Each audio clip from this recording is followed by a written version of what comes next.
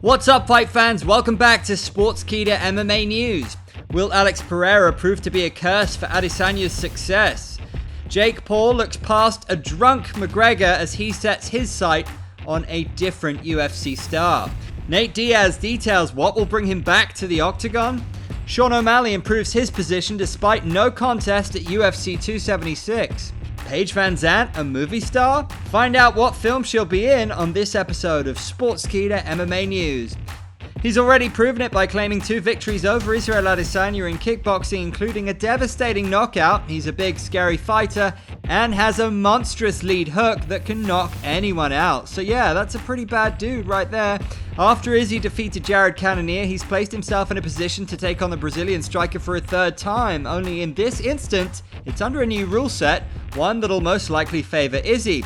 Regardless, Chael Sonnen thinks that Adesanya is a victim of his own success. Uncle Chael elaborated on his YouTube channel. The one good thing that he had going into last Saturday is that he knew he was going to have parity. He believed he was going to have fresh blood. He is not going to have to do a rematch. Wouldn't you know the irony, son of a... Not only has he got to do a rematch, he's got to fight a guy for a 3rd time. Sonnen delves into how the success of Izzy will only manufacture rematches for some time, and we're seeing that now. There is no worse scenario for Adesanya. He is cloaked in a curse of his own success. Having beaten everybody, then you got to go beat them all again. Now you got to beat him a 3rd time. Now they're bringing a guy from your past over to a sport. Adesanya welcomes challenges and has always made it a point to take on the most dangerous fighters. He took on Yoel Romero when stylistically that was the worst matchup for him.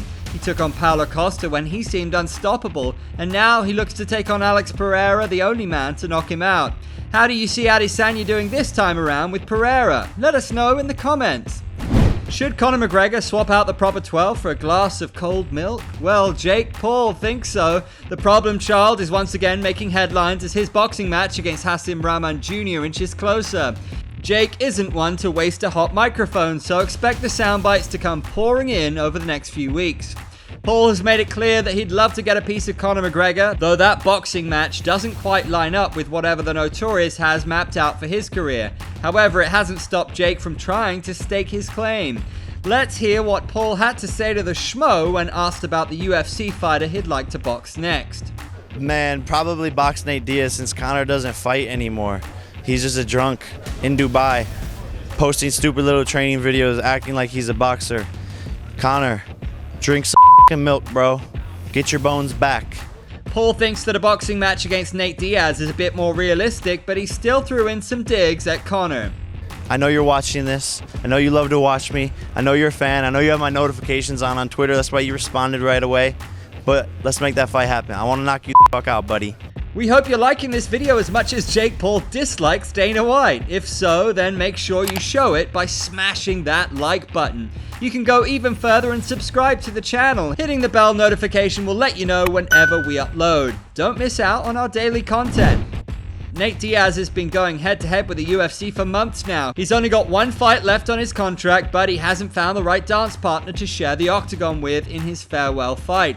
Diaz, when talking to Ariel Helwani on the MMA Hour, further detailed what the holdup has been for his final bout. So for the last 5, 6, 7 months, however long, when I'm asking for a fight, they offer me more money. They offer me more money, and they offer me more money. And I'm like, I'm at a point in my career, in my life, where I don't want any more money. I just want to depart. Nate Diaz is at a point where he has transcended the sport. He's super cool. He really doesn't care about the UFC much, and he's got options outside of the organization. However, he did mention what would bring him back to the octagon. I feel like there's nobody worthy. There's no worthy opponents for me at the moment. So I want to step out for a while and recover from this whole. And when the time is right, when there's a whole new batch of guys in here doing something good, that's when I'll be back. So a batch of new blood should be enough to bring Diaz out of the woodwork and perhaps give him that drive that he needs to compete at his best. In the meantime, we're all hoping that he can get that last fight in and go do some cool stuff outside of the UFC, like boxing Jake Paul, enjoying his free time and partying with his older brother Nick. Are there any rising contenders that you can see Nate Diaz fighting in the future? From no contest to no issue, Sean O'Malley gets the long-term victory he wanted from that Pedro Munoz fight, and that's a higher spot in the rankings.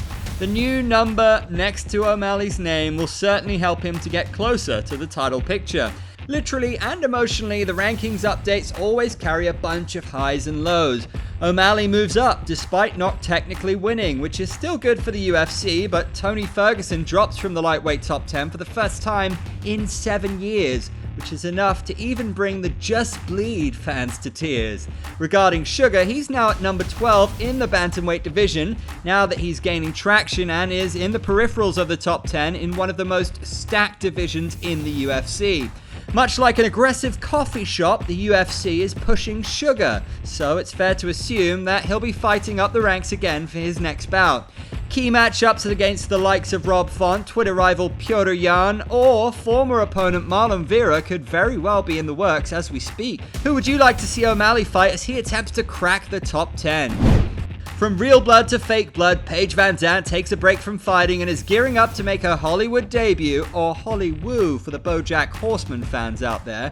The star power involved with this project is already immense. 50 Cent will be the star of the film. Ryan Kavanaugh, who isn't related to John Kavanaugh, will be producing it, and the movie will also feature TikTok star Bryce Hall, Paige VanZant, and several other marquee names.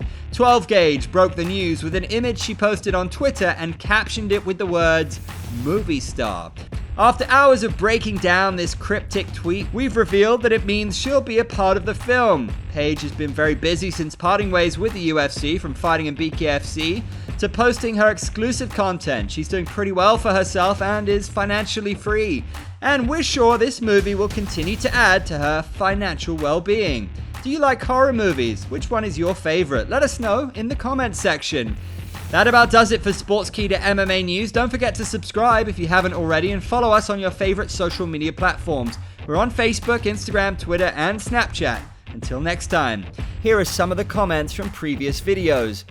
Watch Izzy turn into a wrestler when he fights Pereira. Izzy gonna get slept so bad, Lamau. If you liked this video, please leave a like, comment, and share it with your friends. Your valuable comments could get featured in the next Sportskeeda MMA news video, and we always deliver daily content, so make sure you subscribe and hit that bell so you don't miss out on anything going on in the MMA world.